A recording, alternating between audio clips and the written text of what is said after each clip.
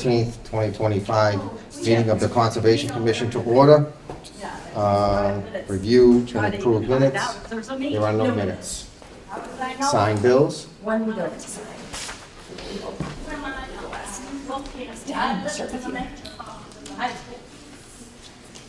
My initials down here.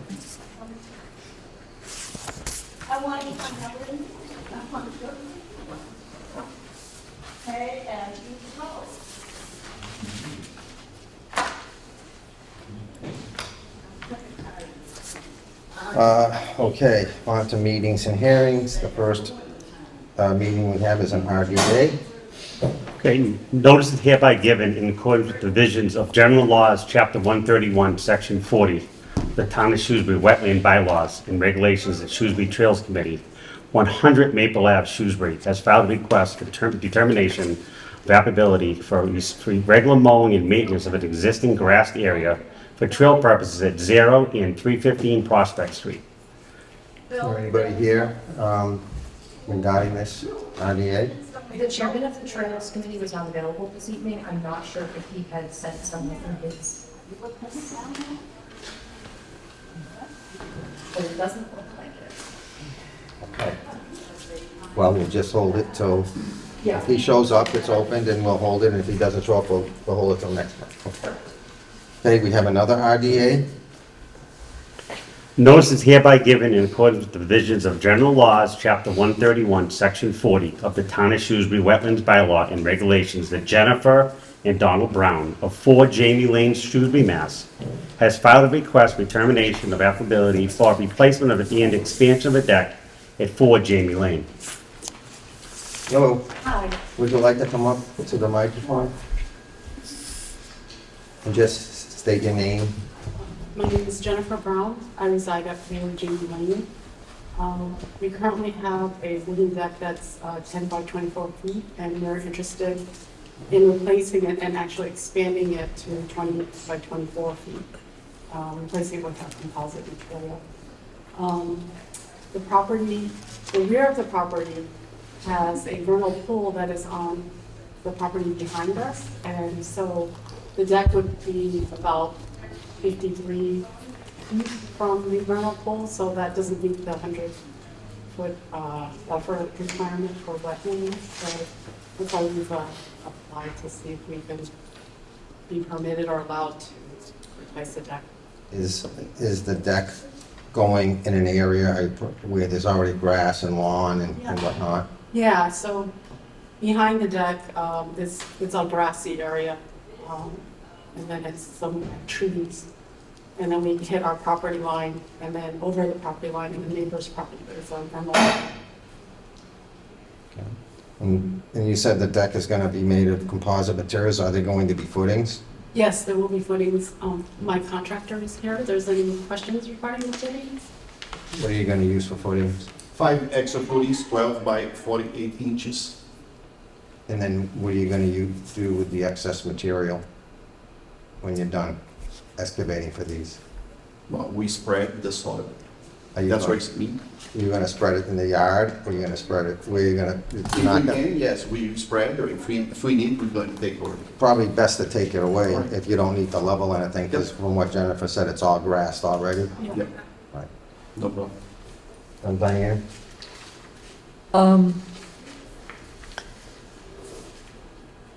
So I thought that what I read was that you were about 52.8 feet or something like that Yeah. from the property line. Yeah.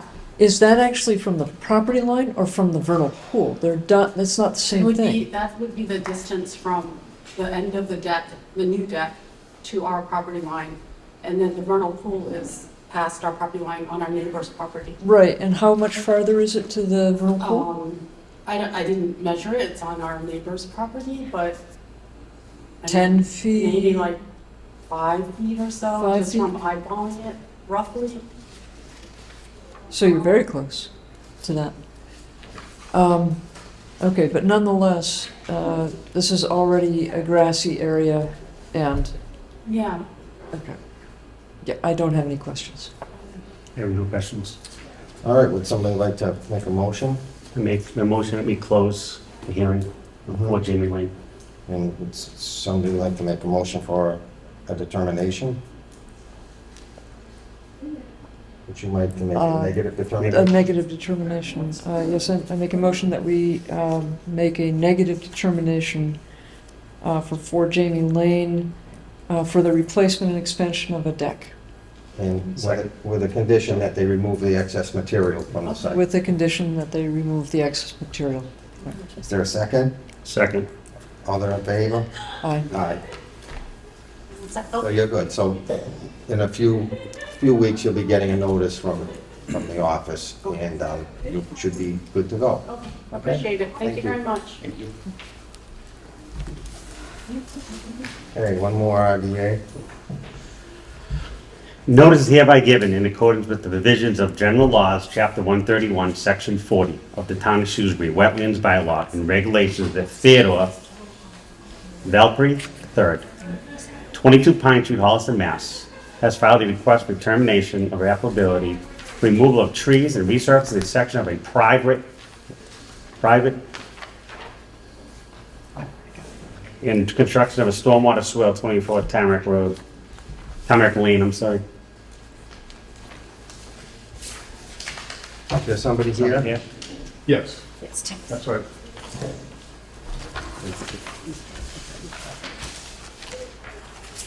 So I have some, do you have the papers that I passed out before? And your name? I'm sorry, Ted Belfi, 22 Pine Street, Holliston, Mass. The site is 24 Tamarack Lane, Shrewsbury. So I since have some more plans, but I just give these to you. Plan number 2, I took everybody watching a couple of your meetings last week, and I thought some more information might be useful. Thank you so much.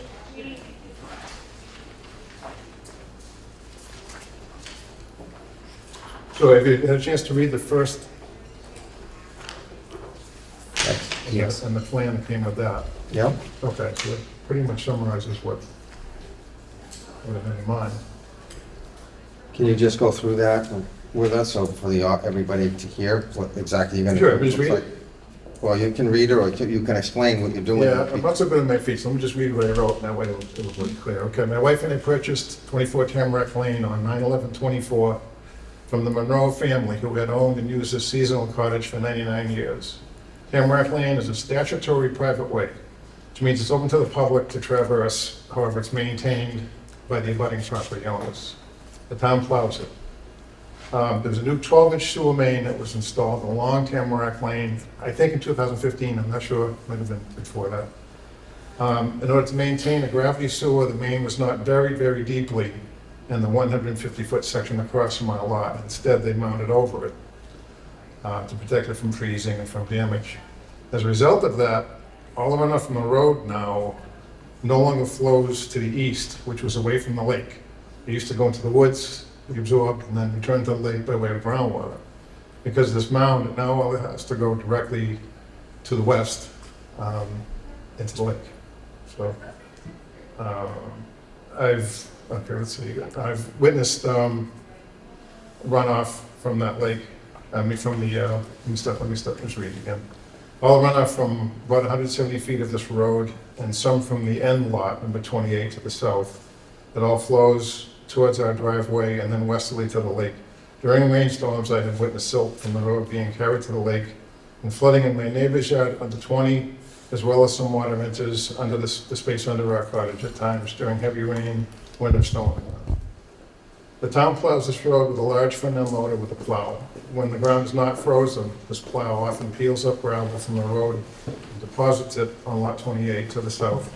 At the end, and after years of this, there's a big bowl at the end that's been pushed up, and no one's regraded it. So that's making the problem worse, that when it rains, it rushes back now instead of, dispersing on that lot. Let's see. All right, so also the freshly peeled off road is then more prone to eroding potholes and silt runoff.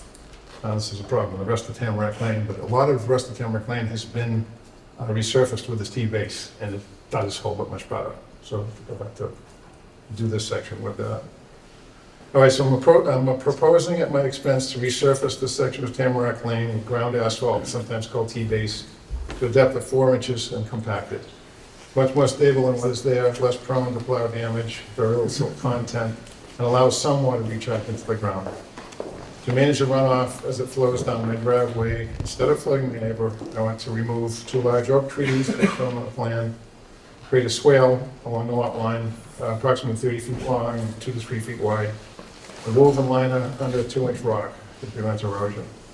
My neighbor, number 20, Ronald Manzella, welcomes this work to be done. He's the one that's been subject to this flooding ever since the sewer was put in. The other oak tree I'd like to remove is in close proximity to the cottage. It's causing some roof issues and root damage to some of the footings, so I'd like to remove that stump as well for that tree. The 4th tree is a dead, approximately 80 foot tall, I believe it's a hemlock, it's a conifer of some sort, I think it's a hemlock. And it's a danger to the cottage and a danger to the use of the yard. And, that stump can remain, there's a dozen other really large trees that I want to preserve, and so I don't disturb those roots, I'd rather leave that stump intact, I don't have to remove it for any other reason, so. Right, and that's about it. Any excess materials will be trucked off-site. The highway department is okay with using T-base for this purpose. So again, it's a private road, it's good. It's fine, the town doesn't pay for anything, and that's okay. I'm taking this on myself. I don't expect any of the neighbors to help, because I'm at the end. So that's about it. Diane?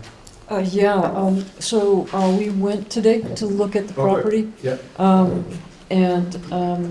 First I gotta say, it's a really nice little place that you got there. I think it's the last seasonal cottage left on the lake. You shut this down in November, drain all the water, and put it back up. There's no heating system. Okay, all right, yeah. That's how we want to keep it. Yeah, it's nice. Okay, so I had a couple of questions, a series of questions actually. And I'd like to point out that it is not your fault that that 10 years or so ago, sewer main was put in such a way that actually it tilted the water towards your house, towards your neighbor's house, and right straight to the lake. Right. Right. So I stood up on top of that, we all did, and I went, oh my goodness. So you look can at see where this. it used to go. Oh yeah, it's Yeah. very easy to see that. Yeah, sure. Okay, so, and your description really helped. I have some Yeah. pictures too, if you want to, I brought some if you want to look at them. So, my questions include this. You Yes. have, On the back tells you what you're looking at. for one thing, I understand the T-base because, my family, I grew up on property that has a dirt road, Yeah, and it's a heck of a thing to maintain. right. And we have to regrade it pretty routinely, like every year, which is expensive, and every now and then it washes out. It's just a hassle. But the T-base will make it, it's already compacted, so water doesn't soak in all that well. But the T-base will make it even less pervious, which means that there will be another magnitude of water issue, I think, that will be caused by this. So that's one of my huge concerns, okay? Okay. And then the other one is that where you have the swale, you have these 2 large oak trees. Right. And here's the thing. Trees absorb water. And every time there's a rain event or the snow melts, those roots pull a huge amount of water up out of the land into the tree and eventually into the canopy, and it goes off into the air, right? Now it doesn't even reach the lake. If you take down the trees, then you don't have that water storage that happens immediately when it rains. And when the leaves are out, the canopy itself prevents rain from hitting the ground. Right. And so there are 2 ways in which those trees are protecting this part of the land here from eroding. And then their roots are as well. Just the presence of the roots is helping with all that. So that if you put in a swale, you may be not, my concern is that you might not be gaining anything. You might actually lose something. So I just want that to be really carefully explored. I know that it sounds weird, but a mature tree absorbs something like 11,000 gallons of water per year, which is a lot, and probably more than what the swale could do. So that's a big concern of mine. Then we were looking at your neighbor to the right of your house, and it looks like water, when it rains, water runs off of the road and right into that backyard and off of your driveway and into that backyard as It well. used to. It used to. It does, with a little bit of handwork, Ah. I was able to prevent his from flooding. The little bit that you saw that comes off of Tamarack Lane, Yeah. his property now handles that adequately. Okay. Everything used to go right to that low spot you're talking about. Yeah. That's also where a sewer pump is. It's Yes. not a good place to have flooded. No, it's not a good place to have. So a little bit of handwork, and you can see there's not a lot of grade to work with in that area. No. This is one of the big reasons why those two big trees, if they came up, because those trees over time, the ground builds and builds. The ground is this higher, it's much higher than it used to be. Mhm. Because of that, the runoff has to go one way or the other. By removing those, I can grade it properly so that it'll run down, and my second plan I showed that I just gave you, it shows a little flare at the end of this swale. So what you can do is go down a little faster and then level off and flare at the end, and that tends to slow it down. This mitigates the runoff as it gets to the lake. You know, I'm only asking to take 4 trees. One of them's already dead, that doesn't absorb anything. Yeah. The other one's hanging over my house and it's Right. dangerous, should Right. come out. Right. And the other two, it's a matter of being practical. You know, the lot next to me, Ron Menzel, he took every tree down, all of them. And that came through the same office. He approved to take down every single tree. I'm only up to 4 out of a dozen other large trees I have that are in one stage. So I don't know the reasoning of the people who were thinking that through, and I don't even know that case in particular. But I did look at his yard, Yeah, and it's the great. back is level and it has grass on it. The front yard has. Yeah, well, facing the lake. Lakeside has some Yeah, grass. Yeah, lakeside. that's what I mentioned in my second letter here, if there's disturbance on his side, that may be planted grass rather than maintained as woods and triangles and so forth. Okay, well, those remain concerns of mine. I'm fine with that hemlock. If you wanted to keep it and just have it be like 9, 10 feet high, it remains as habitat for insects and animals. And that's great, because you're so close to wetlands that's a great thing. So that's something that we would often request. The other tree that is so close to your house, if it's a danger, I personally don't have any trouble with that coming down at all. There is 4 or 5 other deciduous trees on the lot too, so it's not like you're taking all the No, mix away, you're not. No. There's also several different conifers, There are. pines, hemlock, that's right. pickled cedar trees. Yeah, it looks Yeah, like, green spruce. are they white pines? Yeah, there's Yep. 3 or 4. Yeah. Yeah. There's also, what I noticed today, and talking to an insurance company, he said any trees hanging over the house should be removed. And there is one other tree, a smaller pine tree that's on the lake side, that's very close, and it is leaning over the house, and it's not in this stuff. They'd like to remove that one too. If I can't get insurance for my house, it's, you know. So again, that 5th tree is not in this. And I just was made aware of that today by my insurance company. Okay. People would like to see that one removed, so. Okay. And when I asked them on here if that's going to be removed, and in the stump, that stump can stay. It doesn't have to be disturbed.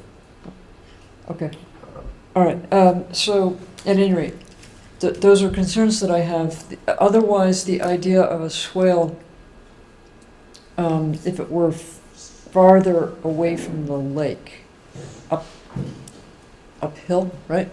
Closer to the road, perhaps that might be effective. I don't know. Are you suggesting a grass swale instead of what I have proposed? Yeah, grass or shrubby. You know, the whole 30 feet. It'd be a little broader in nature, maybe a little wider. Yeah, and I mean, sometimes with swales, they plant them with grass, which has to be mowed, or with native plants, which are perennial, or with shrubs, right? Because all of that slows down the water and all of that absorbs water. Right, and right now it just runs well. Right. Yeah, we could see that, and we could see how it had actually. Upstream first. I'm trying to help it on the upstream side first, so less gets there to start with. Yeah. Lot 28, which is down at the far end.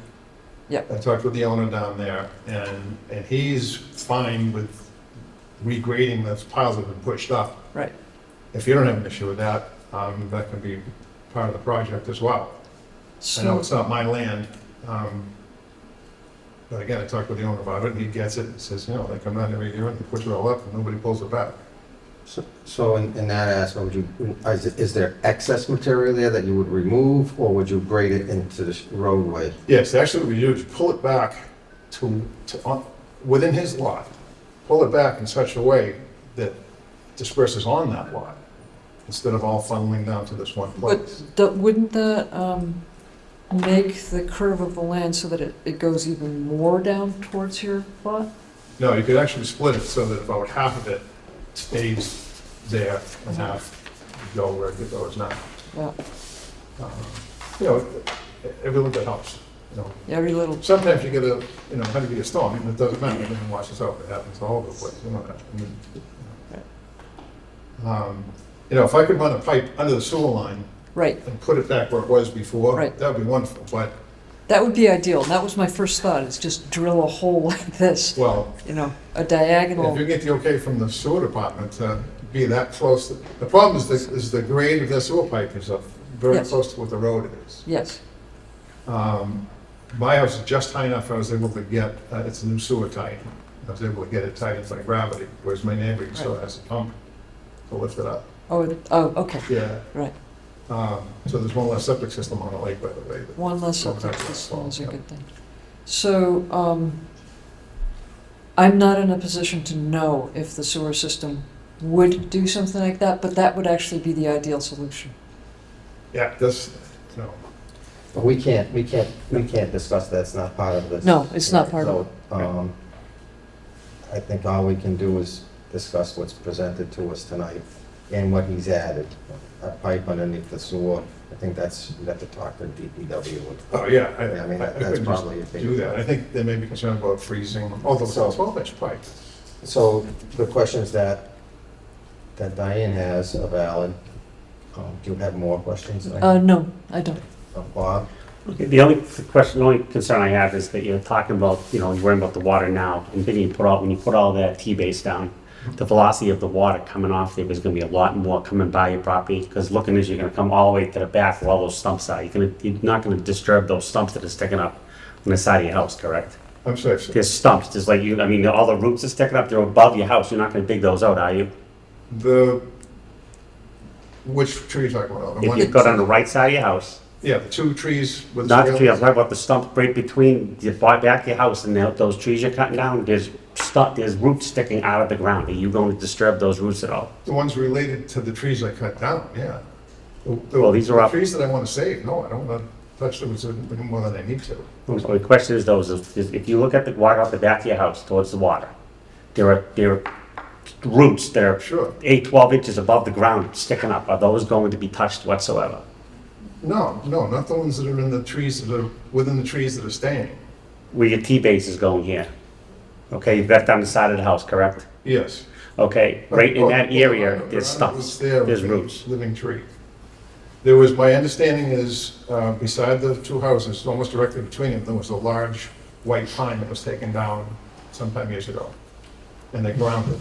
So that what you're seeing is remnants of that tree, I believe, that's what you're talking about. So those are dead roots anyway. Okay, they looked, I just know they're sticking out of the ground. That was the first thing. And secondly, would you be willing to come down at the very end of that or upon those trees, putting some riprap to slow the water down, the velocity, and maybe break some of the solids that might come down that hill out of there. So in other words, beyond those trees, make it all like 6-inch riprap. Instead of 2-inch stone? Before it goes in, it's so slow. The stone's not gonna slow it down as much as you put the riprap, big stones. Yeah, larger stone's fine with me, yeah. Just You so still slow. want some sort of a jute layer or a woven fabric under it, right? So that it doesn't get under it more. Yes. Yes. I suppose, I think that's the slow down some of the velocity at Watergon Lake, where you're so close and there's so much running, right? Yeah. Still going into the lake now. Like I said, there's So you a lot. also see the same thing further up on Tamarack, there's a catch basin. There's an easement with a pipe that goes out, and you see that silt discoloration during the same storms. Yep. When you saw it, when the whole thing's a dirt road right from North Quinsigamond, when you get a lot of rain, you get some silt. And I have no doubt, I mean, there's definitely a problem there. You can see it, there's no problem. I feel your concerns for that. If you can do that, just break it down. And the only other thing I ask for is like those wattles and stuff, putting it during construction, Sure. move them further away from the water. You've got them right at the water line. Right. Move them back away from the water a little bit when you're doing your work, just so you don't have, it's gonna slow down before it gets to the water when you're doing your work. If you put it right at the water line, you actually have a blowout, you actually have all that stuff going in the water. All right, so you're suggesting the last 4 or 5 feet of the frontage of the lake, not disturbed at all. Right. Okay, that kind of throws off the idea of grading it in such a way that it's not backing up and going in the neighbor's yard. Okay. Further back up my yard, that's Yeah. why I want to regrade this, again, those trees the base of the tree is grown, they lift up out of the, Yes. over time, and that's changed the water flow quite a bit. And exasperated by the sewer line went in, that now that everything goes there. Yeah, I'm just saying, when you're down below, in the back of the yard there, like with a fence and stuff, and you've got a canoe and whatnot there, Yeah, in that area, yeah. just keep it a little away from the water, don't put them right at the water line. So you don't want the stone? I want the stone, At the I just want, when you're doing your work, I just Yeah. want to have that silt fence a little bit back, or double done, so nothing goes in the water. Sure, If we have a rainstorm in the middle of doing this. yeah. Okay, and then put the riffraff at the bottom. I also do the work myself. Okay. I've been a septic system installer for 45 years, so I'm familiar with drainage and runoff and so forth. So I can also pick and choose when I work. If I know 3 days of rain is coming, look down and wait. I can do that. I don't have to rush through this, although once I start, you want to finish it, you can stabilize them.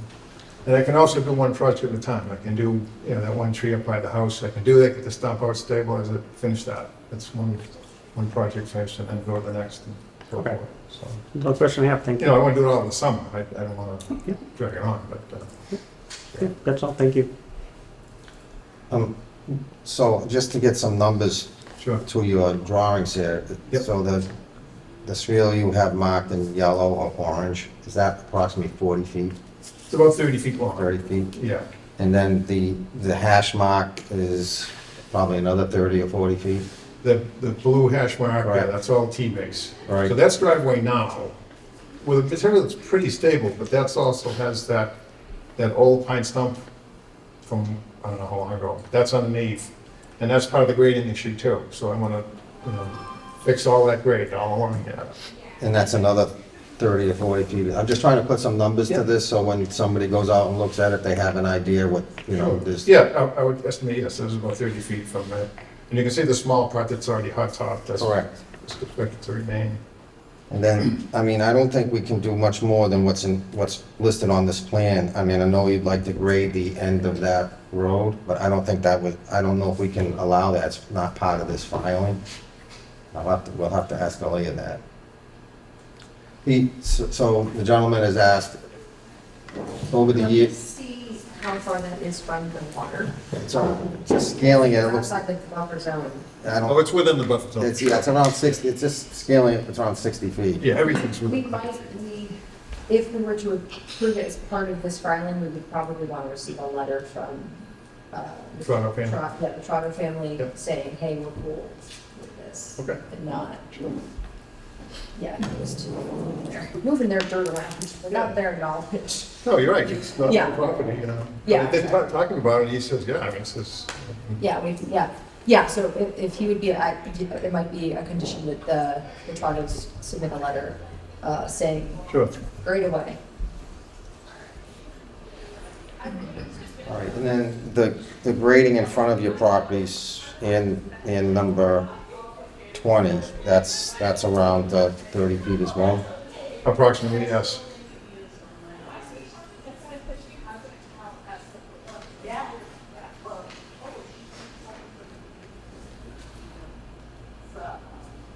And then the grading at the end will just be in front of lot 28, and that would just be limited to the... Yeah, it's actually on lot 28. I mean, the road just ends. Ends. 26 feet stops. And people turn around on that lot 28 when they get, you know, there's not a lot of traffic. It's a dead end. And then how is that, at the end, how is that graded? Does it all pitch towards the lake? I'm just Say, considering... lot 28? Mhm. No, all of it within the area that you can drive, all comes back. All comes back towards you, so it's all pitching back towards your property? Yes, and so that, using them till you're there, I believe we can regrade that in such a way that when you come up, instead of the big bowl, it will come up and then it will plateau off. And that area can stay, you know, will stay, actually go towards the lake, like it's all woods and, you know, it's nice set up to absorb the water that stays on that lot. And you said, just to get back to the trees, there are 5 trees you want to take down. If I can, yes. Yeah, there's another pine tree directly on the lake side of the house. It's only about 5 feet away from the house, and it does lean over the house in my entrance. So there's 5 trees you want to cut. Are you going to pull all the stumps, or are you going to No, leave some only stumps? three of Three the stumps. oaks. The other stump's been all stay. Why are you taking out stumps? Is that for the swale or? Yeah, for the swale, that's really good for that. You can't do it without. There's no Could point the in me oak doing stump anything on the if I can't house do it. be, could the oak stump on the side of the house be So this is kept good. at all? So you can see Honestly- that tree that's leaning back? Yes, that's yeah, the so, one. yeah, so that one, yeah, I understand the concern, Right. because it does lean pretty heavily towards the house. And so, So, but I'm saying the oak that's not, these are the two oaks. yeah, This one and this one. and I understand those would need the stump removed as well for the construction of the swale. Right. The oak that's up by the house, would Yes. it be possible to leave a section of stump for that one as well, or is there? Oh, why? Is there, Purpose of leaving it.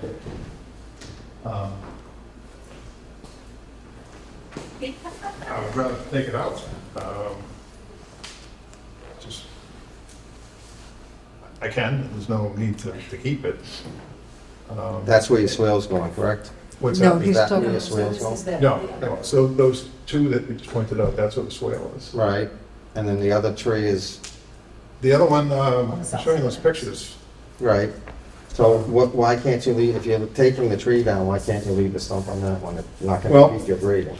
No, not that grading. So this is one we're talking about. Mhm. So this is, again, the tree's built up to the point now where the grading around the house isn't the way it should be. Is this- Fix it. There's the stump still there. So you have this drawing, show, All right. because it shows the trees.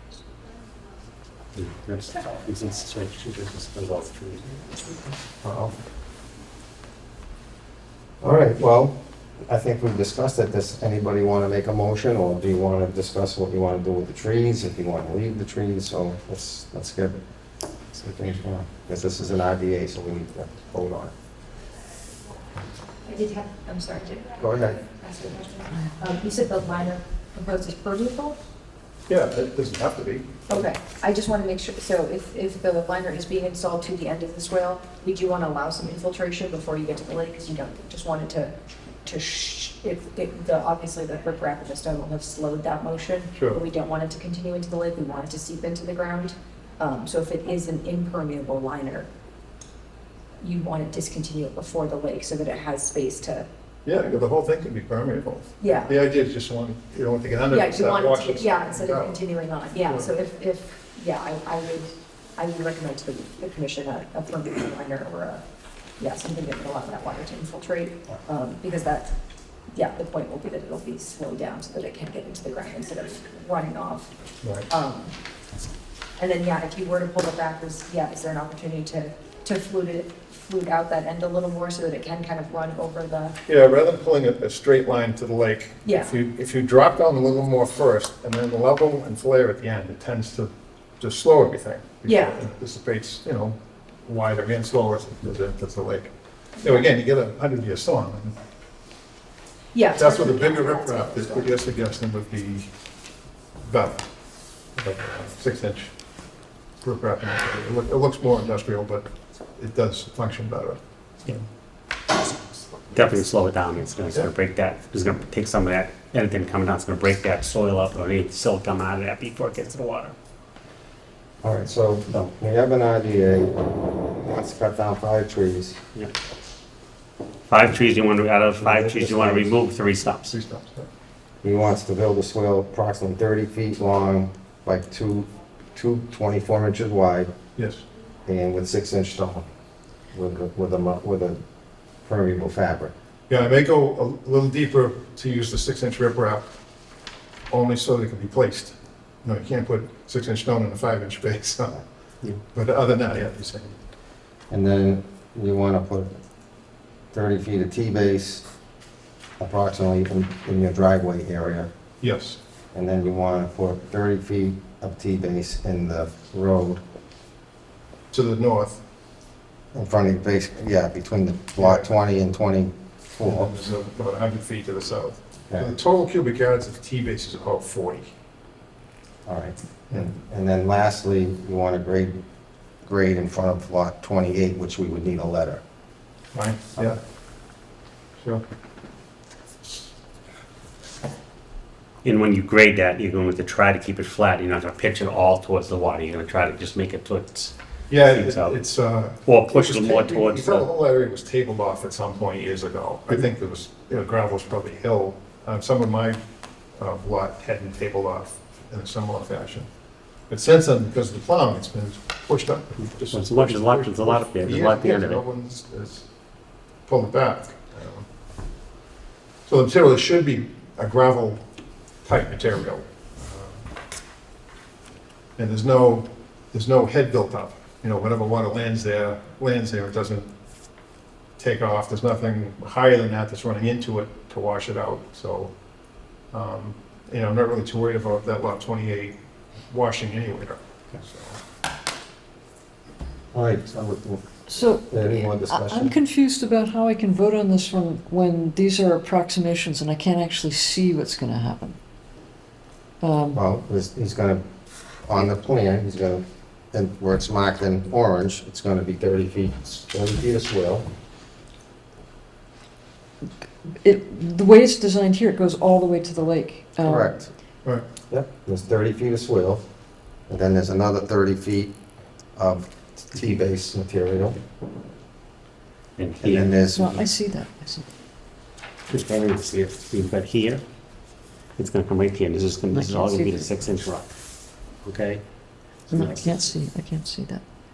Yeah, so that's what I can't see here. I can't see what's happening there. This is where the stone, that 6-inch stone's gonna be all in here. Yep, and so Stop. that, the It's way gonna you've be- drawn it, that's like 10, 15 feet of riprap. 30 feet. 30 feet of riprap. It's a 30-foot piece of swale. Yeah, it's approximately 1 in 40 scale. This plan is from the sewer department. So it's in scale if you want. No, that's okay. I understand. Okay, so now we're talking 30 feet of riprap. Yes. You want Okay. less? No, I was not understanding Yeah. from what you were saying. Yeah, with the permanent liner in it, so it's actually, so water's gonna come through, it's gonna actually slow down, soak into the ground there. And right before it gets in the water, into the lake. And the- Was the proposal to pull it back from the edge of the water, or? just the erosion control barrier. After he puts his riprap and just pull the erosion control barrier a little bit, and just in case it got a flood, it would do some. Okay. During construction, this will all be contained with the state. Mhm. And then the last mile, if you will, to make that connection. But by then, everything upstream has been done, stabilized, Right. and in place.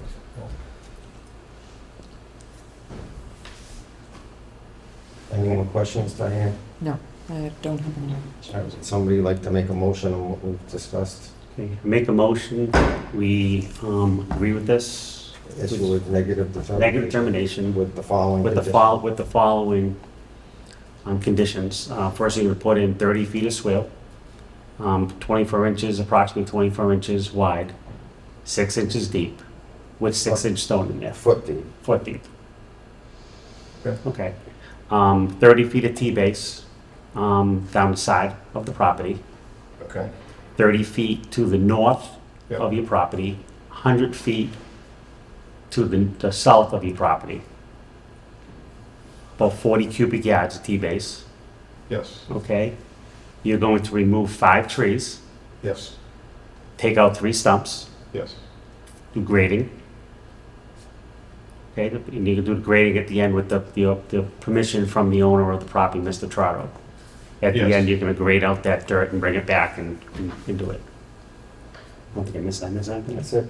so if I can't get, you know, the written permission from the Trower family, then You don't do it. we'll stop there. Can't do it, Uh, no, stop it. So there's not a whole lot of this to work with from towards that last lot, that last 60 feet or so, there's not a whole lot of pitch to work with, so one of the reasons that I like to carry it all the way onto his lot, and he agrees, is that you don't end up with a puddle at the end. If he gives you permission, you'd be more than, you can do it. So we'll write it that way. Yeah. We can't do that right now. Sure, I got it. No, when you put in a T-base, you can pitch that T-base a little bit, obviously a little away from your property, more back towards the sewer lines, which stays on that side a little bit, or no? I can. Yeah, and that may afford some more absorption into that If that's- soil Yeah. before it gets done, or it has to cross. Sure. All right. By the way, that soil that they used, I believe, for the mound over that sewer line, I think it was street sweepings. It's a low trash. It's got all sorts of garbage It's not clean. It's trash, Nick, and they also introduced the Japanese knotweed into the They neighborhood. did. Anyway, that's enough. Okay. Okay, so any questions about we gave you the conditions? No, you only ask a little flexibility on the swale. If I end up with a boulder that I have to go around, it, you know, may have to wiggle for that reason. That's life in New England. By the way, the soil conditions underneath are really acceptable of really permanent. It's all coarse sand and gravel, that whole bank. So by going 12 inches deep with that 6-inch riprap, probably will afford a lot more absorption before you get to the lake. I know that was a concern you had. Of course, yeah. Right now, it all goes around those trees. Doesn't go, like you said, the trees absorb some, so I would say it's. All right, so we have a motion. We all like to take a vote. All in favor of negative determination? Aye. Aye. All those opposed? No. Okay, you're all set. Thank you. Thank you. Do you want to keep those pictures, or? No, you can have them. You can have them back. Thank you. All right, we have a new public hearing. Leave now? You're all set. Okay, that hearing it. Notice is hereby given in accordance with the provisions of the general laws, chapter 131, section 40 of the Town of Shrewsbury Wetlands Bylaw and Regulations that Erica Lanner, on behalf of the Massachusetts Department of Transportation Highway Division, 10 Park Plaza, Boston, Mass., has filed a notice of intent to conduct sediment sampling dredging at culvert location along Route 20. Is Erica here? Anybody here? The applicants should be presenting virtually for this one. Okay. Erica is not here, but I am Carly Barron. I have a PowerPoint. If I share my screen, will you be able to see it? Yes, we can. Okay, I'm gonna go ahead and do that. And I don't know if this is just me, but I am having a little bit of trouble hearing the commissioners. So I may just need you to repeat questions if there are any. But I will go ahead and share my screen really quick.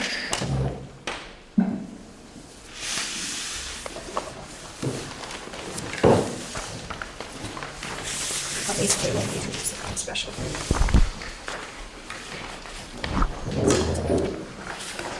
Are you able to do that, or do I need to make it a co-host? I'm trying right now. Yep. Are you able to see it? Okay, great. There we go. Okay. So thank you for adding us to the hearing tonight. My name is Carly Barron. I am a consultant from HNTV. I am joined by Colin White, the project manager from HNTV, and also Lily Collins from Mass DOT. And I'll be discussing the notice of intent for the Shrewsbury Route 20 dredge sampling. Just to give a quick rundown, I'll give a brief introduction to the project, describe the dredge samples and why we're doing them, and touch on the existing wetland conditions, proposed work, and associated impacts, and then some best management practices. Okay, so the project itself, what we're submitting the NOI for is 6 dredge sampling locations along Route 20. The sampling is being conducted in support of a future Section 401 minor dredge permit for the larger Route 20 rehabilitation project. So that larger project will involve corridor improvements on Route 20 from approximately Green Street to just past the Northborough town line. And the project involves culvert improvements and replacement. And just to note, this NOI is just for the dredge sampling, which is investigatory only. No dredging or construction is proposed at this time, and we will be submitting a separate NOI for the larger project, probably this summer. So like I said, the dredge samples are required under the Section 401 minor dredge permit for the larger project, and that's because the project involves culvert work that includes dredging within waters of the United States. And the dredge samples just provide baseline data on the material that will eventually be dredged. It assesses physical and chemical characteristics like sediment composition and presence of contaminants, and it ensures compliance with water quality standards, and also informs proper management and disposal of the dredged sediment. So as part of the larger Route 20 project, we conducted a wetland delineation along Route 20, found various wetlands and streams in the area, but specifically the dredge sampling will occur within 3 streams. The first is perennial stream Little Bummit Brook. We delineated the Little Bummit Brook as features HNTB F, B, and N in the wetland delineation report. That's all Little Bummit Brook. And then there's also sediment sampling in 2 intermittent streams, HNTBI and HNTBT. And just to note, there's also riverfront area and buffer zone in the area. So like I said, the proposed work is just 6 samples at different culverts along Route 20. The samples will be collected using a hand core, which is just pushed into the sediment to the depth of 3 feet to extract material that is sent to a lab for analysis. And each sampling location will be accessed by foot. This map just shows the dredge sampling locations in relation to the larger project. You can see all 6 of them are there. And then, I don't know how well you can see this, but this is just the exact same thing, only in relation to the delineated features. So you can see the delineated streams and wetlands, and then we also put on the 100-foot buffer zone and riverfront area. The samplings will result in a total of 6.3 square feet of temporary impacts to land underwater. Each sample is about 1 square foot. And that is just a conservative estimate. They're likely smaller than that, but it's just a conservative estimate of what the size of the borehole. And then some of these samples are also in riverfront area and buffer zone, but sediment sampling is considered exempt as a minor activity in these resource areas, as it is temporary, has negligible impacts, and is necessary for planning. To land underwater. And then to just minimize impacts as much as we can, as I mentioned, we'll be doing manual sampling using a hand core, which reduces the need for large earth disturbing equipment. We'll also be accessing each location by foot, so again, no vehicles or large equipment are required. And then the core itself contains all of the extracted material, so that minimizes turbidity within the stream. And that is it. Anyone has any questions? Diane? I don't have any questions. Bobby, I have no questions. and I'm all set. So, Alea, you have any questions? I don't know how much this matters, but are these samples proposed at the outlets of the culverts or the inlets or a little bit of both? A little bit of both. Yeah, there's a sample at each of the dredge locations. I already closed the PowerPoint, of course, but there are a couple of culverts where it's in the inlet and the outlet, and then there's a couple of locations where there's just not a direct outlet or inlet. So I think there's 2 locations that it's just on the north side of the bridge.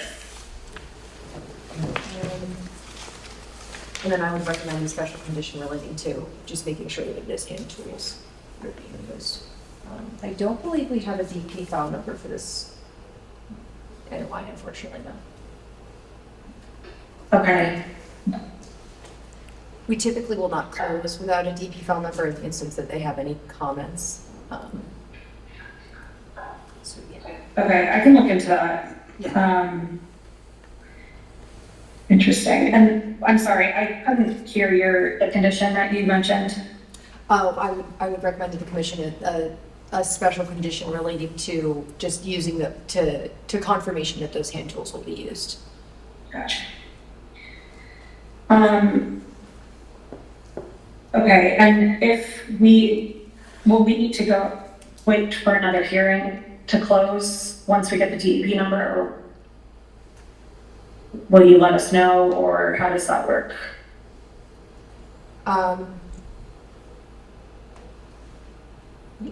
Yes, so we could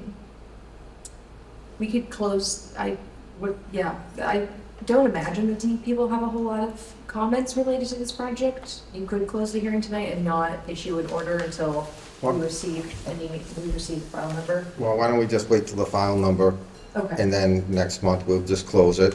Yeah. And with the conditions that we just said, and Yeah. if the DEP has any comments, we'll incorporate those as well. Perfect. I mean, I don't think they will.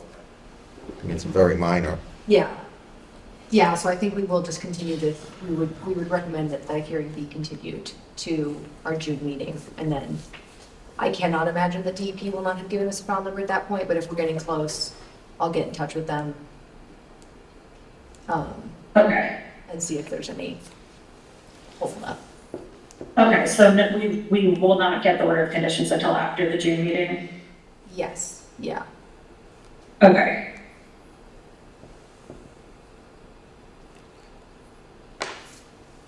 But otherwise, we are good to go once we get that DEP number? I do believe, yeah, it'll be pretty standard conditions otherwise, don't. Okay. Disrupt. Okay. Yeah. All right, any other questions? Any questions from the audience? So we'll continue this to our June 17th meeting. Okay, thank you. Thank you. Okay, we have a continued public hearing by the notice of intent filed by Gregory Sandoval, 515 Grafton Street, for the construction of a single-family home, the septic system and associated site work at 515 Grafton Street.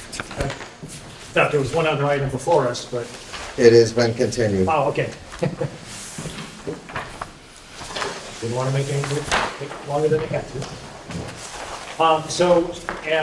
After your last meeting, Commissioner, can I say your name right, Lundgren? Yes. Okay. Commissioner Lundgren especially wanted to have someone take a look at the delineation of the bank and the wetland.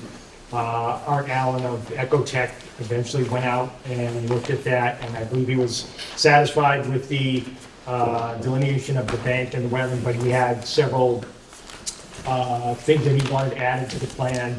I believe we've done those things. One was, there was actually a 12-inch corrugated metal pipe sticking out of the hillside over by the, if you're standing in Route 140, the house, existing house on the right side. We added that to the plan. I don't know how they did catch it, surveyed by it, guys, but anyways, added that to the plan. We added a drain manhole to pick up that flow, a pipe out to the back of the proposed development with head wall and a riprap scour hole to receive that runoff.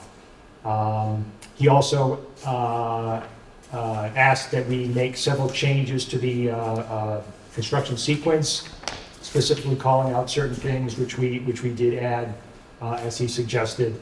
There were also items from DEP that we responded to in the cover letter. One is a DEP notice, and I didn't catch it, that the wetland scientist had included blank sheets rather than his actual sheets on the wetland side of flag number 3, where he had done the data transects. He had included the upland pages listing what species he found and what soils he observed, but he hadn't included the ones that he had done on the wetland side. So that was submitted. DP also had a question, which I think they were off about, and they questioned the flood boundaries from the FEMA map. We actually traced that from the FEMA map, not, I think the DP reviewers speculated had that come from GIS. And I think within the reasonable tolerance that can be expected of a FEMA delineation, I think the elevations were fine. The 433, which is closer to being directly behind the proposed house, there's a 433 flood elevation. If you follow to the ends of the lines, it comes a little short of the 434 contour. I mean, it's probably within inches of being perfectly consistent with the topography, and that I think is a reasonable allowance. And the 434 contour just a little further upstream, further to the, I'm trying to think if I'm going north or north, yeah, north or east, to the north, again, is probably reasonably within several inches of exactly matching the topo. So I think in that instance, DP's I think comment is off. I think they really were pretty good. Lastly, DP suggested a perpetual condition for a deed restriction, and we have no objection to that. We're not, again, we have at the back of the proposed yard a line of boulders proposed. We understand the desire of the commission to try and head off any encroachment by a future homeowner, and we want to work with you on that. We also, in response to Diane's question or raised concern in regard to phosphorus, we did quite a lot of looking about what can be done in regard to phosphorus. And one of the things that was most interesting to me was that there was an article that I read which was talking about how the way it's actually sort of dealt with naturally is that the subsoil, which tends to be fairly heavy in iron, which is why it's so orangey after you get through the brown-black topsoil, the next layer. The subsoil is always kind of fairly orangey. It's because it has so much iron in it. That naturally is what actually reduces out phosphorus from getting to the groundwater table. Is that one of the prime ways to get rid of phosphorus is having reactions with iron containing soil, and that will take out the phosphorus in runoff that's percolating through the ground. You actually will get a little bit better than average action towards that regard by this septic system because it's a raised system. Because what actually will get done in the case of this system is they will take out the top and subsoil from the area, the sort of rectangle that's the clearing area. Then they will put in Title V sand. And that sand actually will have a pretty good, actually better than ordinary borrow, content of iron containing soil. And then what they do is they will dig out where each of the trenches are, and they put in the stone bolt that goes below the pipe. They put in the pipe, the distribution box, etc. So this system, by being a system that is a filled system, actually goes a little bit more in that direction than an average system, or a system that is in the ground and doesn't have to take out the soil would do. But as part of Title V, we can't leave topsoil subsoil or topsoil, but we can't leave subsoil in place beneath a leaching trench or a leaching field. It's not allowed, it's considered a material that is too likely to, I guess I'll say, gum up, to allow us to leave it there. So what we did add to this was outside of the trench, on the trenches to the north, the south, and the west, proposing that usually when you clear the area, you cut down trees, you clear and grub, you save your topsoil. What we're saying here is that they will save also the subsoil and put essentially a barrier to the north, south, and west or stream side of these trenches. That is just the subsoil. Usually there's no particular value attached to it in construction, but we want to actually try and make use of it here because it is, again, naturally is what is taking out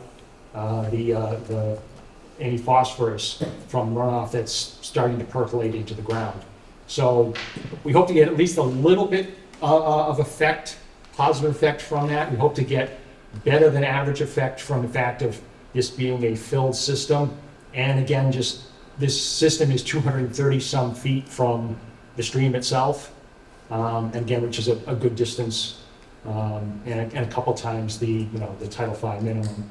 But Diane is right that the focus on the importance of phosphorus has advanced since DP and Title V just said, okay, you can be 50 feet away from the wetland. She's absolutely right, and we hope we're working towards that end. But I just want to say, I think we've addressed the DP comments with the exception that they suggest a perpetual condition of deed restriction. We have no trouble with that. And I think we've addressed Art Allen's suggested additions and changes to the plan. And that's it. Diane? Yeah, so, thank you. The science of it remains, I mean, everything that you said is good. It's good. But the science of it remains that eventually all that iron will be taken up by the phosphorus. And then the phosphorus will simply move downhill. And this will continue, and it will take a few years, actually. But eventually, at a steady state, phosphorus will reach the river, the stream. And I don't know that we have a solution for this at this time. I think that's right. Right, so the science remains, but unfortunately, we do not have sufficient technology yet. And it's a real problem, especially as you keep continuing downstream. I think we're better at this point at dealing with nitrogen than we are at phosphorus.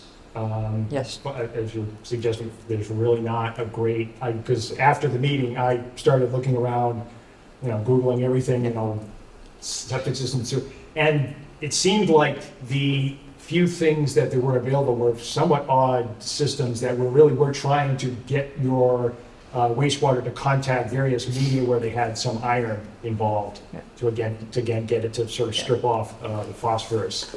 But they were pretty upfront that, this isn't a great solution or Not yet. at this point. Yeah.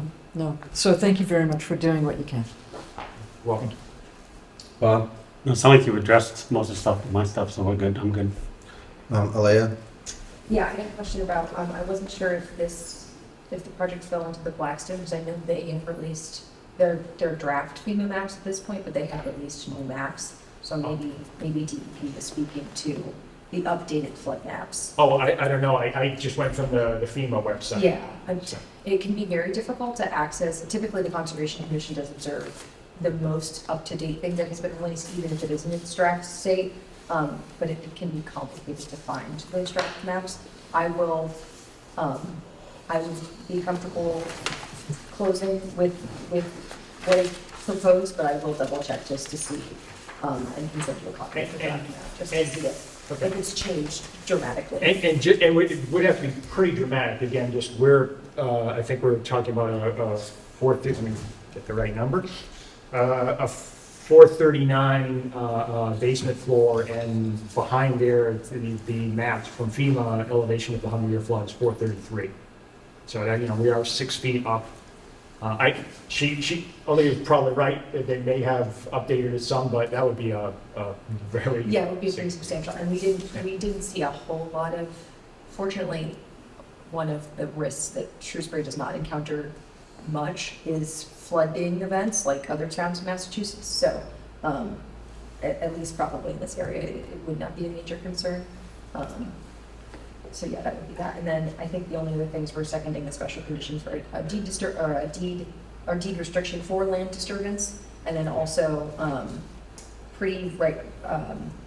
sure you'll need a stormwater report, but will be, or a stormwater permit, but getting those weekly or bi-weekly reports, I would recommend, just so that we're staying on top of, because there is so much dirt going on in here, that we're making sure we're staying on top of that erosion. And then I'd also recommend a special condition just to do probably an initial cleanup of the hillside, because I know unfortunately it's probably been a dumping ground over the years. Yes. So just doing an initial sweep and remove the trash so that it doesn't get mixed into the dirt mix. If anyone has an affinity for old plastic soda bottles, that's your place.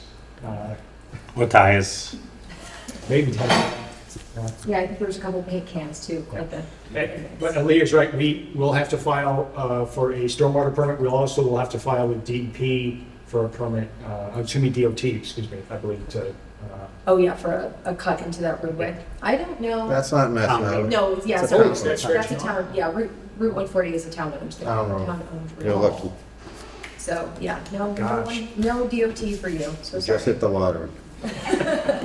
You don't know how true that is. I've just been dealing with them, and I've encountered goalposts that Adam Vinatieri couldn't kick through. They're moving so quickly. All right, any other questions from the audience? Any other questions from the board? So I guess we can close this hearing. Motion to close hearing. All right, we close the hearing.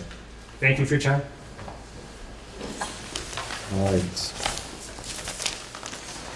Is there anybody here from Flanagan Drive? No? Yes, this is Mike Scott from Light Design Collaborative. Hold on.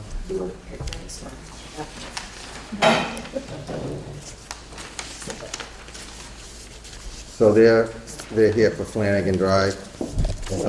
Yes, number 7 for, All right, so I'm just gonna read. Do we have, did I give you not an updated agenda? Oh, did I not go Yes, by I'm the sorry, agenda? I'm Yeah, we sorry. skipped a hearing for 33 to 69 Green Oh. Street, I apologize. I'm sorry. That's why you were sitting there. That's why I'm sitting here. I was wondering, I'm looking at it like, it's not, all right.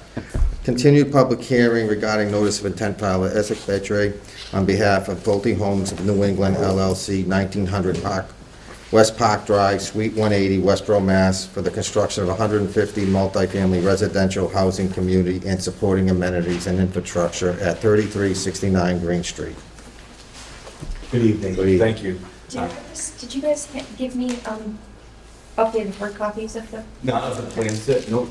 So Essex Petrie with Pulte Homes in New England, here with Matt Leibner, Civil Design Group, and Jim Bolden, who's joining us remotely from DHG.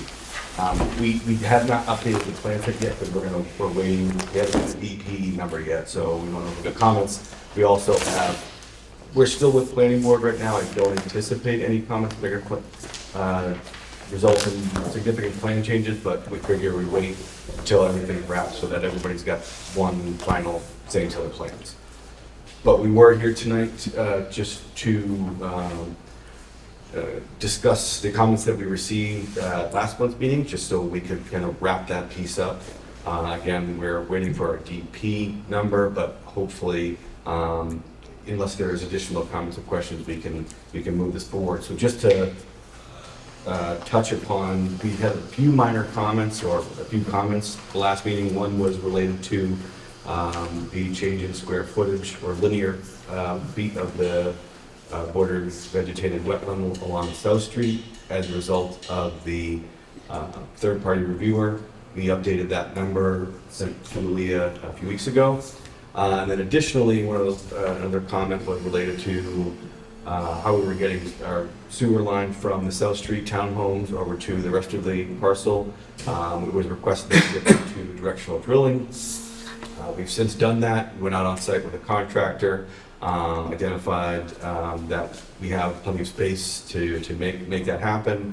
And so we have updated our approach and our plan set. The comment letter that Matt sent to Leah and the commission last week gives snapshots of the plans of what it will look like when we do submit, accommodating that request. So we will be changing that approach to switch to directional drilling for those 9 townhomes on South Street. Otherwise, we received a handful of comments from Aaliyah on the OpenGov portal. We have also included response to those comments in that letter. So what we wanted to do was really, if there were any other additional questions from the commission or Aaliyah related to that, have a chance to speak to them tonight. I do not have any questions. I don't have any questions. No, I'm good too. I appreciate you addressing the directional drilling. I know that was a little bit of an issue last time, but I think that makes sense to do that. And I guess we have to wait for DEP and their comments and their issuing of the DEP file number, right? Yep, yeah, so if there's any, advancement of the conditions that can be done in the meantime, other than that, we wait until we get our DEP number before we can officially close it. And Leah, I know we've spoken about this a few times, but just as a point of order of reference for me, at the next meeting, if we are able to close the hearing, if we have the DEP number, at that same meeting, we would, assuming that we're going to get the order of conditions, we would be able to close out the existing one. Yeah, so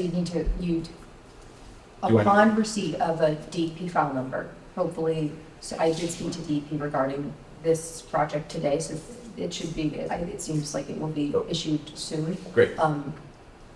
But yeah, with enough warning that you have time to address any comments prior to the next meeting, you would need to have issued a request for certificate of compliance prior to the issuance of the agenda, so at least the Thursday before the meeting is when my agenda goes out. And so yeah, at that point, that will be the decision day. Okay, great. So at the same time, we would, or the commission, we would ask the commission to approve the certificate of compliance on the old one and the issuance of the certificate on the new one? Yes, yeah. So if you feel good about the future issuance of the order of conditions, after you've received DEP comments, and we get to the next meeting, then yeah, you would submit your request for certificate of compliance. We would close that out the same meeting, the same night. We close our certificates out at the very end of the meeting. So if you get through the entirety of the hearing, you don't get an order of conditions for some reason, or you don't like the way that it's going, you would withdraw your request for certificate of compliance and walk away with your previous plan set into the sunset. That makes sense to me. Yes, yeah. Okay. Great. Well, I guess if there's no additional questions or comments. Sorry, I did have. Sorry. This is a weird setup. I know, it's backwards. It's crazy. Having my back to- We're working on it. I was wondering about if just getting an idea of a comparison of the total impervious area or the total disturbed area for the proposed project versus what was approved under the previous project or under the previous order of conditions, just to kind of get an idea of disturbed area. Yeah. And so you would like us to just get you that, they can shoot you an email or? Yeah, you can shoot an email. It says, this is what we previously proposed for disturbances. Sure, because it's certainly data that we have. Yeah. And then I just had one additional question related to the proposed wetland to be replication wetland. Do you know the distance to disturbance for that once it's constructed? it's on. Yeah, no, I was asking, do you get, Good evening, yeah, Matt Lyman, Civil Design Group. Distance from the existing wetland to the, No, so distance we want to try to keep similar protections for replicated I wetlands, see. because at some point it will be a beautiful thriving wetland. So we would want to see, a minimal distance or a minimum okay. distance We can, to that wetland. we can get that. Yes, so getting an idea of how close that will be to the proposed, because sometimes I've seen them get close and then they kind of creep out at their borders and they're just kind of encroaching on, or we're encroaching on them, they're encroaching on us. It's just not a happy time. So Okay. Yep, well, that makes sense.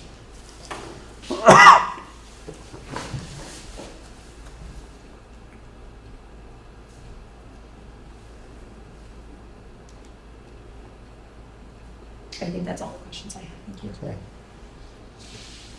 Thank you. All right, so we'll see you at June 17th. June meeting. 17th? Continue. Excellent. Thank you Okay. very much. Thank you. Thank you.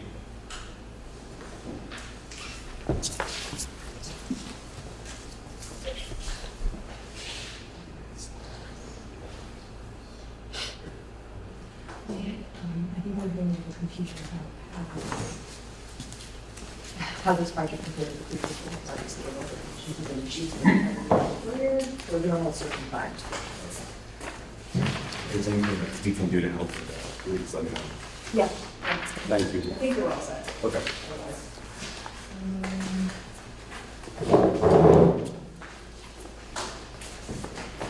Okay, now I can finish 7:20. All right. Then we'll go back, because we do have a representative from the Trails Committee. Yes. Then we'll go back to the RDA. All right, we're on to 7 Flanagan Drive. And somebody here. Yeah, Mike Scott, can you hear me okay? Hi, Mike. Yep. So, Okay, yes, I'm here on behalf of the landowner, Bobby Malhotra, and you guys for continuances, or I should say I have for months, and so I appreciate you allowing us to present tonight. so we're not going to, the commission's going to decline your request to amend the order of conditions for 285/1979 for 7 Flanagan Drive, and we're not going to open the hearing And why, may I ask, is that? because we're standing by the order that was issued and the delineation that was issued for that order. Yeah, so the delineation that's associated with the permit is good for the life of the permit.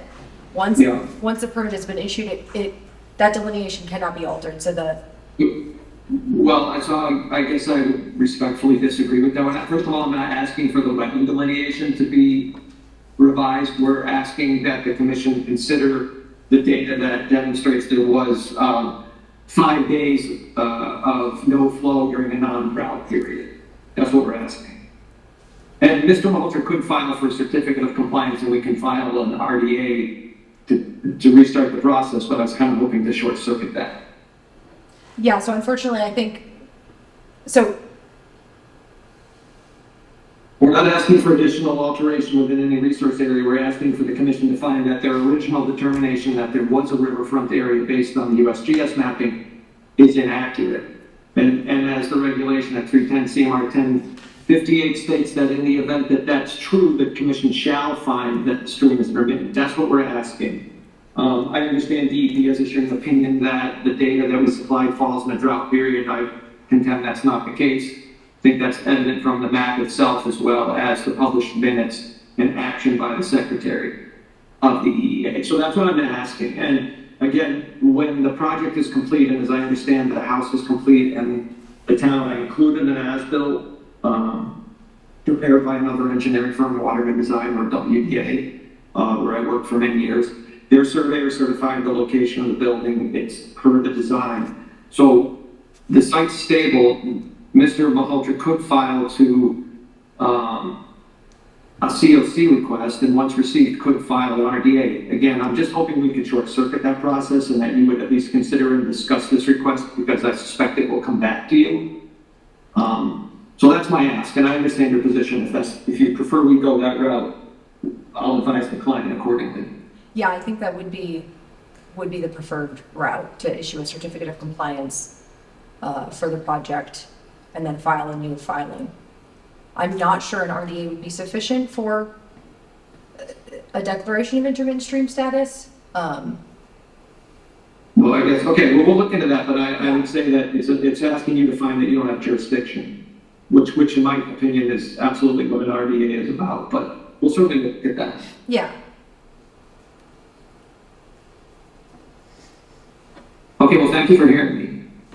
Yeah, of course. Okay, thank you. All right. New and old business. Oh, I'm sorry, can we go back to the RDA? Oh, I'm Back to- sorry. Yes, the RDA for, I think we already opened it, so you're on for the Trails Committee. I know, We already read it and you are up. So, thank you. Not quite certain what I'm supposed to be doing, other than letting you guys know that these are... can you just state your name? Oh, I'm sorry. My name is Lisa Grosskopf. I am the past chair of the Trails Committee here in Shrewsbury. I reside at 65 Beverly Hill Drive in Shrewsbury. And you're here to explain some mowing that you want to do? Yes. Has a picture of the area been Yep, shared? yep. Okay, yeah, yes. So, in the Rossville Dam area, our intention is to create nature trails in the area. And we have met with DCR, who's walked the proposed area with us. And they have given us permission to cross their dam and also to mow a portion of their grass. Or grass that's on their land to get to trails that we propose looking at the hills. And my purpose here today is to let you know that Priscilla Gingas, Deputy Commissioner of DCR, has approved the RDA, and that I'm to go ahead with this meeting here today. Okay. Diane, do you have anything to add? Any questions? So all we're discussing today is, let me read this again. What you're here is for the regular mowing and maintenance of the Yep. existing grassed area. Yep. Right. So all we're gonna do is we're just gonna mow, instead of mowing a path. all we're gonna Yes, do. I think that the less that people get Lyme disease as they walk out in nature, the better it is. I have no problems with that. So thank you. I have no questions. I'm all set. Aaliyah, you have anything? I have any questions? Anybody in the audience? All right, would somebody like to make a motion to issue a negative determination? Motion negative determination on this. For mowing. That's good. Oh. That's what you want. That's what you wanted. Okay, there a second? Second? Yes.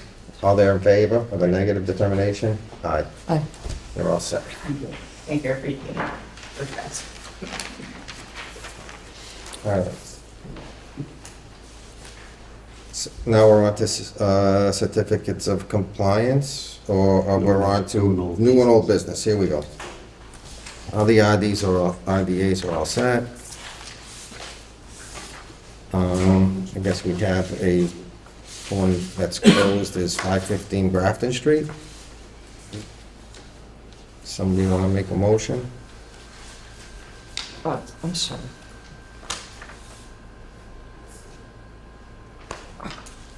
What are we looking at right now? 515 Grafton Street?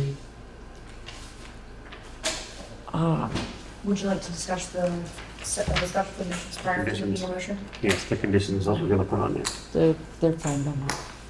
Yeah. The conditions we had on that one was the, We'll need to, laid the septic system. yes, installing a barrier to the septic system. Yeah. A secondary condition was a deed restriction, so that there's Yeah, no deed, so- additional disturbance. And rigorous stormwater reporting and erosion, stormwater and erosion control. Weekly, I believe. Yeah, inspections and reporting, to prevent any of that slope from getting out of control. And then, stone, and put stone in the trash back. cleanup. Yes, and stone across the back, just to Stone. delete the property Yes, line. proposed stone line.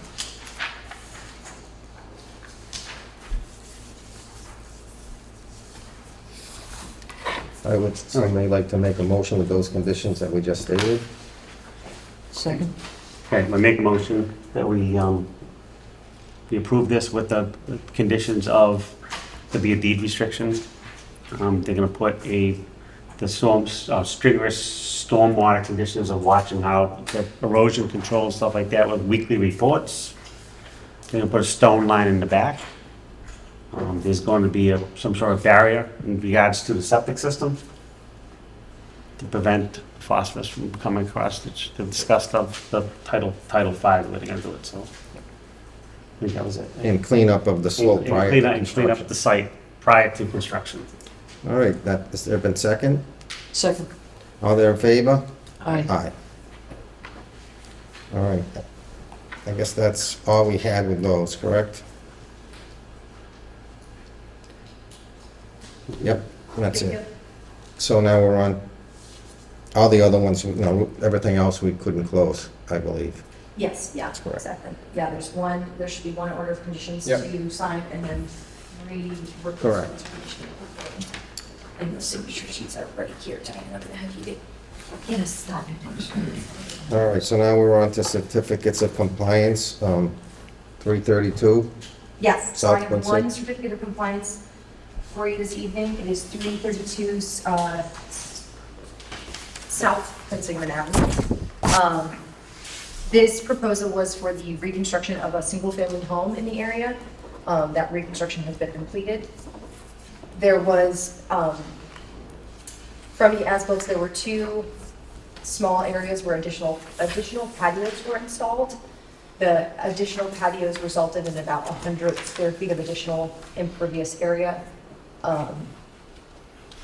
Despite these, I would still recommend a certificate of compliance be issued. It was a pretty minor addition. All right. And we want to make a motion to approve the certificate of compliance at 332. Make a motion, we approve the certificate of compliance for 332 South Pennsylvania Ave. Second, Second. all in favor? Aye. Aye. And then after that, I have a couple updates for you. I do believe we have the owner or human of 201 North Pennsylvania Avenue here tonight. Yes, I will have you come to the podium if you don't mind.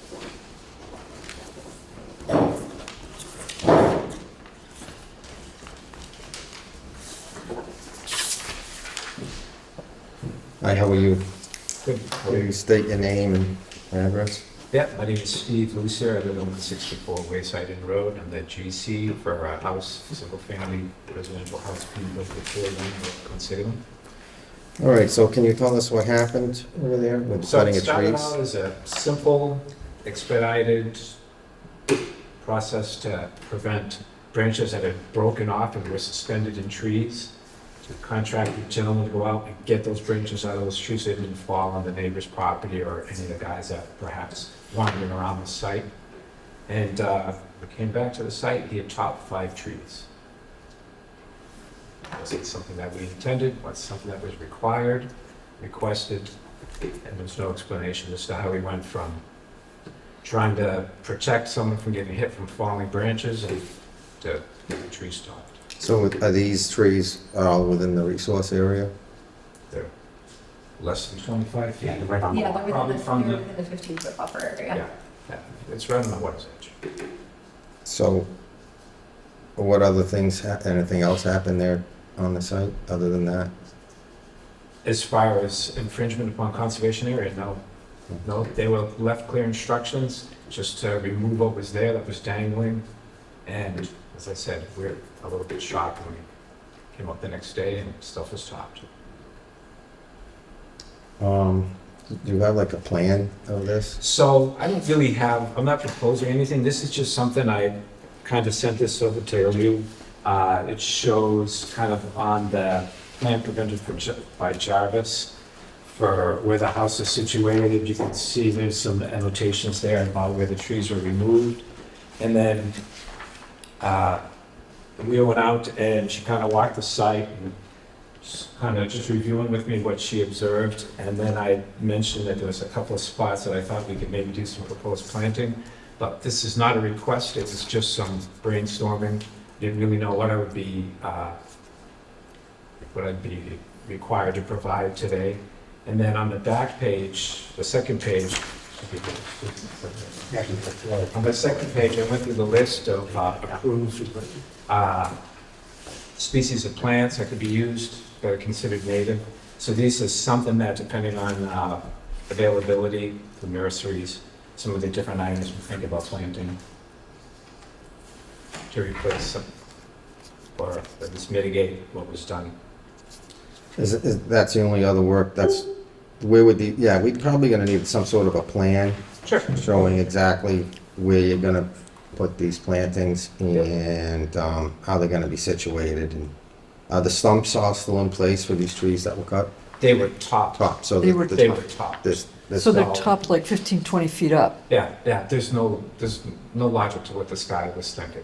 I believe there's at least an oak that has survived, it seems to have leafed in pretty good. And there's a couple of pencils that I think they're gonna have to come up, so we'll take them down to the stump. I'm not gonna do any stump grinding. Well, so with all that, we should come back with some type of a plan to say that we're gonna do that, so we memorialize it and then show us where you're gonna put your plantings and if there's anything else. So you probably have to file an order of conditions or something like that. Okay. Or whatever, Well, whatever, be working with whatever Leah suggests, but that might memorialize what's going on, and then we can better track it. Yeah, okay. Fair enough? You'll be working with an arborist? Well, first of all, there is one oak that you and I both can see in our minds that's probably gonna survive. That one's a bit to the north, right? Yeah, that's leafing great. The other, there's two that I'm sure are not, and then we'll bring an arborist in to make a determination on. Yeah, to make a determination before you take it down. Yeah. I mean, I think there's some stuff that even before we talk about a plan, I think it's some input from you guys and as well as from an arborist to make a determination as to what we're going to do and how we're going to achieve. Yeah, before you do any other work down there, come back with a plan. No, we're not touching the area until we have something. All right. Yeah. I mean, there's work ongoing on the site. We're building a home, but we're 145 feet off the lake. Understood. But I don't know what this guy is thinking. The only other concern I have, you actually cut 2 trees down within the lane, also beyond where you're supposed to cut, between a property line, where 2 they're actually upland from where the other ones were cut. You cut them right to the ground, the stumps are there, but you cut them down. So they actually cut 2 trees they weren't supposed to touch, but they're in that resource area also. Oh, okay. So I think those have to be, it's 2 to 1. One tree 2 to 1, taken down, 2 are put in. Yeah. And not bushes, I want trees to be put up, something that's gonna grow up back in there. Yeah. So put down your So then most of that list is not something that would be acceptable. we'll propose some trees. Okay. In any type of tree that's, I think we have some trees that are on our list as well. Yeah. So propose something that's amenable and that's in line with our bylaw, and I'll come back with a plan, and then we'll discuss it. All right, and Leah would ask you, or you can ask Leah how you go, it's either probably no NOI or an RDA, whatever is the best. I think one of the questions that when we had been discussing on the site was the scale of the permit would relate to the scale of the work. So I didn't know if you were proposing to mix in any additional work, because I know there was we looked at the observation deck thing, and if that was kind of seemed to be on its last legs. I don't want to presume to know its life, but No, that's kind of pretty accurate. yes, yeah. So I pitching pretty good to the lake, so. If there was going to be a proposal related to that, either its removal or its reconstruction or whatever the heck wanted to go on there, that would want to get folded into any proposed Okay. permit application. Okay, so including just the demolition of, would that be part of the Yeah, proposal? yeah. Yeah, And then because whatever was going I to believe that's what. revegetating that area, yeah, would be yeah, if you wanted to, you know, shrub that area, or if it would just be converted into kind of lawn space. Yeah, I believe there was some kind of native species around. Yeah, I don't know there's a what. couple, we were admiring there's a couple of rhododendrons, and then there's a couple of laurels, I think. Yep. So, yeah, they're nice little shrub species if you wanted to turn it into a more. And it just helps to control everything from pitching into the. Yeah, exactly. Yeah, it's a little more stabilizing than grass can Yeah. be, so. All right, so I'll include what the plan is going to be for that little observation deck, whether it's a replace or just a demolition. Yeah, replace or remove, whatever that's gonna be. And then I think that the other determination would be deciding what, so as you probably heard earlier, we kind of get into the nitty gritty of the trees that are being removed, of the trees that are staying, so kind of deciding, you know, the one tree that was topped all the way and is just kind of a trunk that's hanging out, that one will probably want to come down. If we want to leave, you know, a certain amount of stump, the commission is typically amenable to leaving a little bit of higher stump, so that providing habitat. But having an idea of what of those, so that's where the arborist would come in as well, to kind of speak to the longevity of The the trees that viability do of the remain. trees. Yeah, exactly. Yeah. So if they can remain, they should remain. If they are going to die because have been beheaded, then kind of counting those trees and figuring out how many want to go in their place.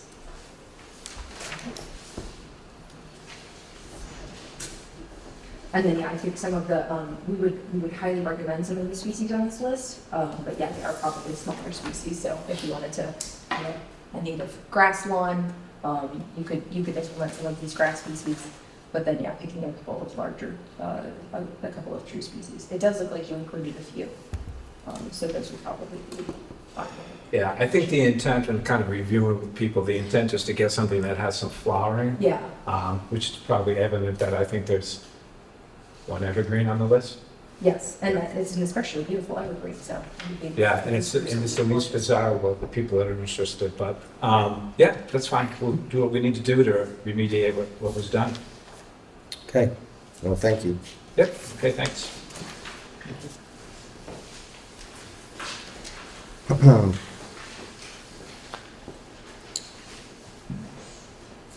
And then our next update is related to an emergency certificate to be issued, or to potentially be issued to 525 per turnpike. I have Tom Corbett here. He's the project something or other. Good evening, Tom Corbett. I am the Senior Project Manager for Go Venture Capital Group. We currently have control of the property for assessing it for redevelopment.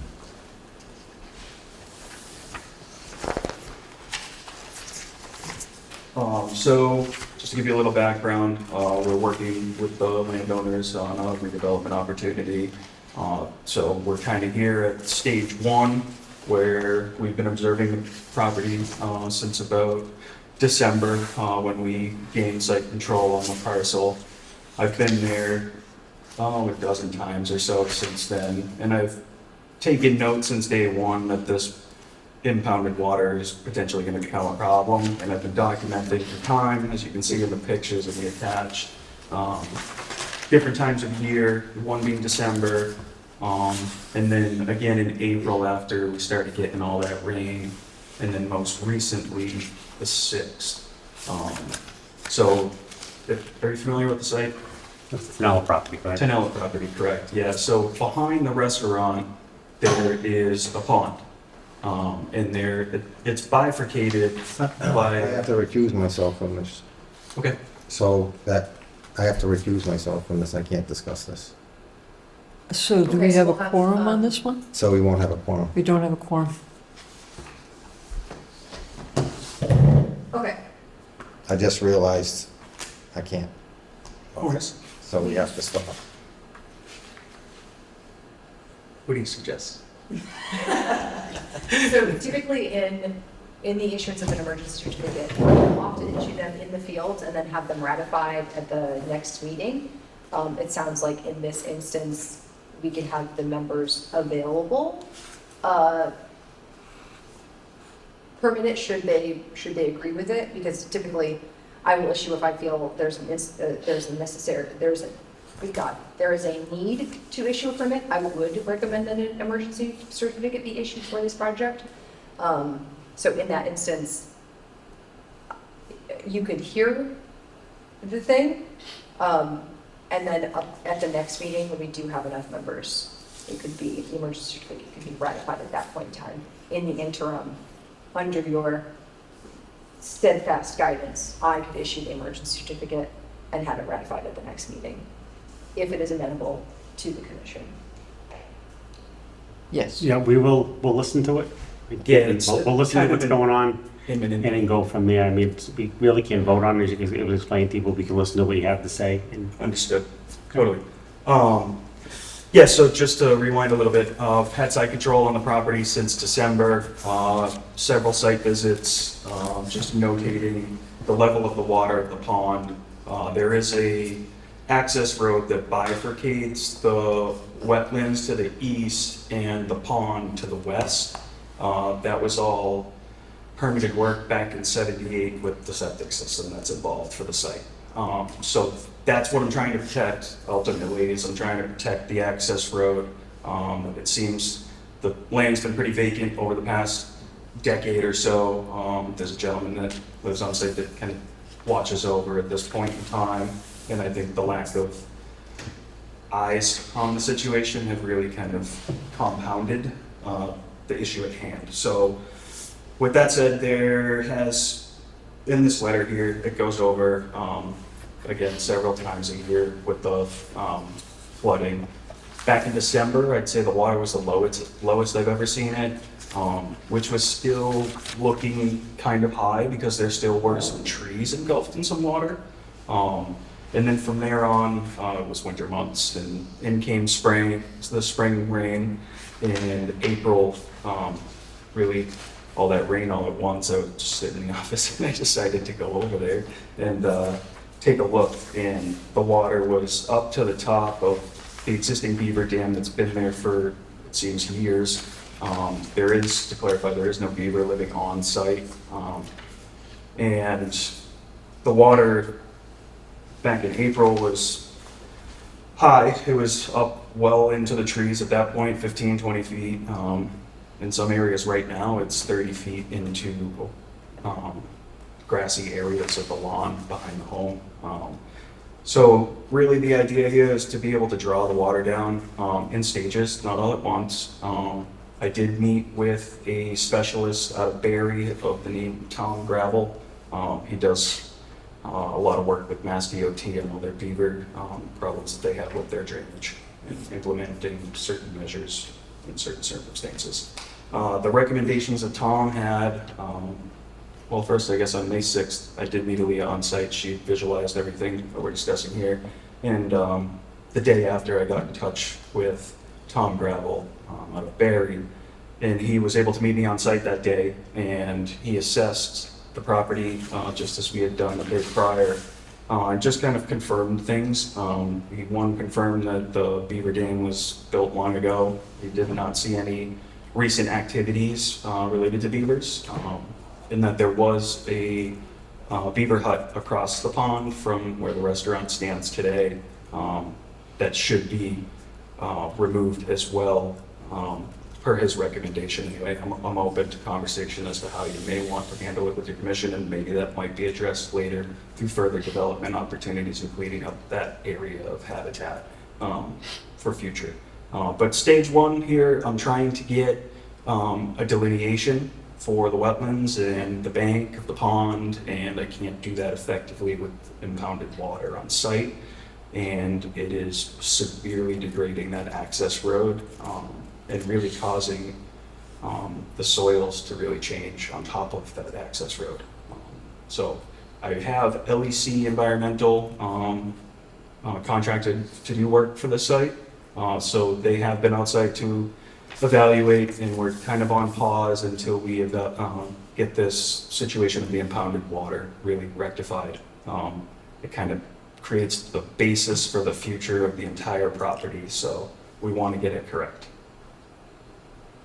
Okay. I mean, really, we can't have a discussion with you. Like I said, we just listen, we can say, you're gonna have to come back, we're gonna have to go through with the commission. Understood? And stuff like that. I understand you have a problem. I don't see this getting rectified before our next meeting, when we have a quorum here, and we can discuss it as amongst us exactly what's going on. Okay, Okay? understood. Sorry. I appreciate it. No, that's nothing anybody can do.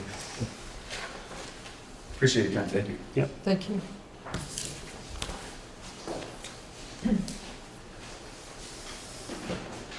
Sorry about that.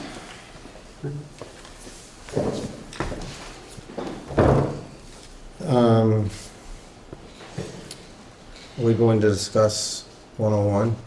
Yes, our final matter of the evening is, can be brief, I believe, just a brief discussion of 101 North Quinsigamond Avenue would be in order. So the order of conditions was issued, God, what?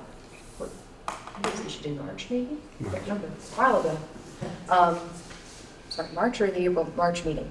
I went out to assess. They had asked that we go out to assess the erosion control that was installed. It did, at that time, it did not seem as significant or sufficiently installed for the project. So we will be in discussion with their team about having either more or different erosion control installed. I think Diane and Bob and I were able to walk the site today. They could kind of see there was silt fence had been installed, but it had not been entrenched, so it's not really holding anything back. And then the wattles that are present on site are probably an insufficient number of wattles, and are also, because they're on top of the silt fence that is not entrenched, water will be able to go underneath them. The project owner has gotten in touch with the building department because of the number of the retaining walls and the height of the retaining walls requires the building permit be issued related to them. And then they've been in continued conversation regarding not the wall facing the water, which it sounds like some confusion over what was permitted by the commission and what is now proposed is different. We had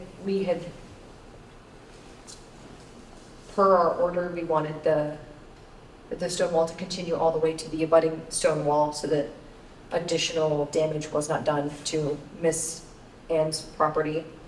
It sounds like an alternate proposal was being proposed for that in lieu of like an actual, the continuation of the large stone things. They were going to put smaller stones, and I'm not sure how effective that would be. And then additionally, the retaining walls that run up between the properties have obviously, they had failed during our hearings and are continuing to be failed. So kind of getting those squared away with the building department as well, because those are well over the 3-foot requirement that gets the building department involved. So do we, what do we do with the homeowner? Do we issue an enforcement order, or how do we handle this? Has he responded to anything that we've asked him to do? He has been in contact. He has been in consistent contact with the building department, or his engineer has been in contact with the building department. I'll reach out to him again prior to issuing any notification of violation letter or any enforcement order, just to kind of see where they're at and if they plan to get going soon, because it seemed during the hearing that we issued in order of conditions, they seemed ready to rumble on that lower retaining wall so they could get it stabilized pretty quickly. But I've not seen, in the 2 months now that it's been, I've not seen significant work done there, so I'm not sure what the holdup is, because that one was, at its base, was not subject to a building permit. It looks like it has gotten taller, so it probably would be subject to one at this point in time, but yeah. So I'll get in touch with them one more time, we'll try to square it away, and then if that does not work, we will move to grumpier actions. And have you seen any work? Did they start work there, or did they do anything there since? Ann Zedek Sumner on 99 North Quincy Ave. There's not been any work done, but they have engaged an engineer who's walked the property and apparently is putting together some proposals. My biggest concern is that in the plans that you all agreed to, but the biggest concern honestly is that the stone wall between their big block wall and my wall needs to be treated as a retaining wall. It needs to be engineered as a retaining wall because it is just like everything else on the shoreline. Its function has to be to retain properly. And what I verbally heard was not that. So, did that answer your question? Yeah. But no, there hasn't been anything else. All we can do is reach out again and see what their plans are, and maybe they can come in next meeting, give us an update. That would be a good thing. Right? Yeah, they should be also, having said that they have installed erosion control, albeit not super effectively, they should be submitting stormwater reports related to that. I don't believe I've received one, so I will see why not, because that was part of our order of conditions as well, because we wanted to make sure that we were seeing progress made and that no erosion was continuing to occur. And we were seeing that there did seem to be sediment making its way to the lake today. Yes, it's obvious that there's actually sediment running straight into the lake. There's a pretty good pile coming off the gravel and the sand that's coming, pushing everything in the water in front of the wall. We saw it today, it's all fresh. Right, and And so there's that's material installed. on site that's not secured, and it's really totally a mess, actually. Can I just add that the erosion control never took into account that gap between their failed wall and what it ripped out. There's that 3-foot gap that's, stones are starting to fall down. I can see that there is erosion in that space, which is their property still. Yeah. Which is, again, the more reason that needs to be built as a retaining wall, even though it's made of stone. So thank you for coming and being concerned. All right, is there anything else to come before us? I believe so. Do we have a motion to adjourn? Motion to adjourn. Is there a second? Second. All in favor? Aye. Aye. Thank you.